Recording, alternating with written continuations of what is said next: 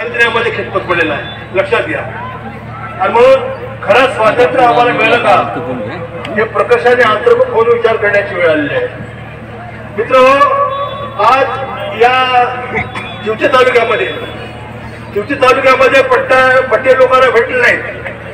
पट्टे न भेटल्यामुळं कर्ज मिळत नाही, विहिरी मिळत नाहीत, विहिरीवर इंधन नाही मिळत, सोलार सिस्टीमचं विद्युत नाही मिळत। आणि म्हणून हा पठार आहे, या पठारावर समजा पोळ्याला जर पाणी उघडलं तर कापूस काहीच पिकत नाही, पठारावर कापूस अजिबात पिकत नाही। मग 7 क्विंटल कापूस, 8 क्विंटल कापूस, 10 पायल्या तुरी, 4 पायल्या उडीद, 2 पायल्या मूग, अशा प्रकारची परिस्थिती या समाजाची आहे। आणि समाज दिवाळीच्या नंतर राजुराच्या कोरपरा या रोडच्या दोन्ही बाजूला ह्या समाजाच्या राहुट्या असतात, खोपी असतात।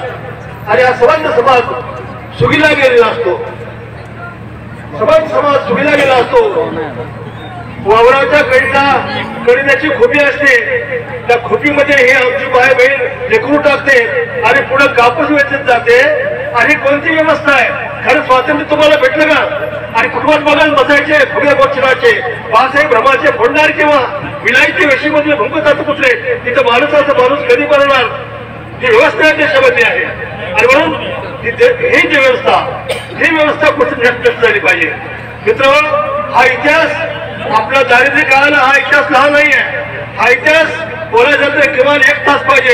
या ठिकाणचा कुणबी असेल, या ठिकाणचा तिली असेल, या ठिकाणचा माळे असेल, तरी या देशामध्ये आम्हाला एवढं खालच्या दर्जाला का ठेवलं?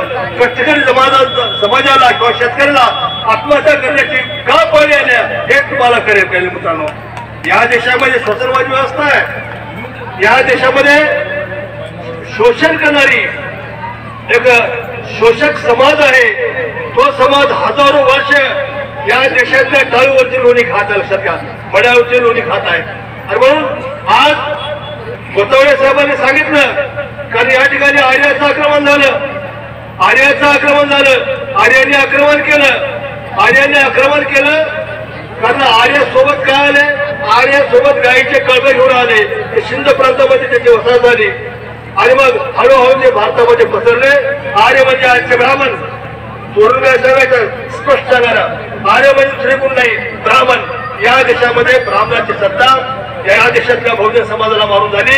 आजही ब्राह्मणाची सत्ता आहे क्षेत्रामध्ये, आजही ब्राह्मणाची सत्ता क्षेत्रामध्ये आहे। सुप्रीम कोर्टाच्या न्यायालयापासून पोलीसचे जे हेड आहे मुंबईला, तिथून ते लष्कराचे संपूर्ण प्रमुख हे ब्राह्मण समाजाचे, लक्षात घ्या।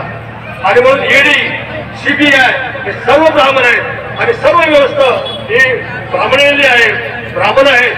आणि त्यामुळं या ठिकाणी राजकर्ते लोक आहेत, हे राजकर्ते लोक हे शोषण करणारे आहेत, आज आपण पाहतो भारतीय संविधानामध्ये जे प्रिएम्बल आहे,